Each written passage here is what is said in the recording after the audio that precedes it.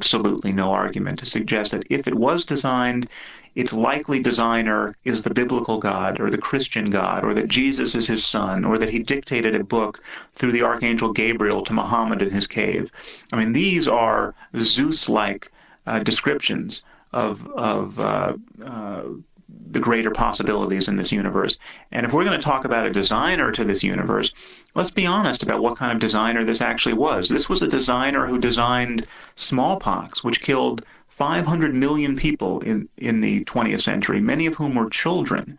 I mean, this is not a good God. I mean, there's no evidence whatsoever that this God is looking out for us in any deep sense. But you know, during this conversation we've had, God knows how many people have been killed in the most unhappy and unlucky ways, and these were good people who did nothing to deserve it.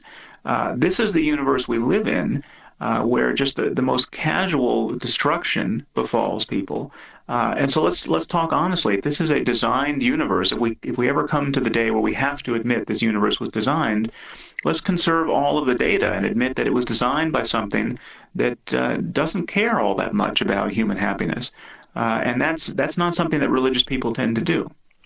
You received an email a while back, I think after The End of Faith was published, and it began, "I like your writing style, but you are an idiot." I like your writing style, but you are an idiot. Yeah, that was one of my favorite emails. What kind of response are you getting to Letter to a Christian Nation?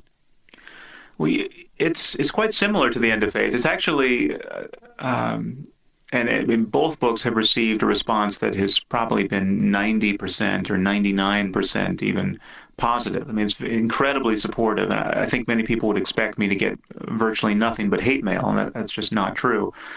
To some degree, the response to Letter to a Christian Nation has been even more positive, because I get many religious people who don't agree with me apologizing for the response I got to The End of Faith. I mean, there are many Christians who are quite horrified that their faith is being used as a basis for essentially hating non-believers.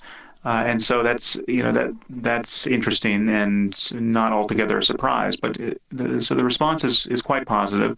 And then there's the occasional crazy email that's all in capital letters that cites biblical verse. Sam Harris, thank you very much. Thank you so much, Mary. It's been a pleasure.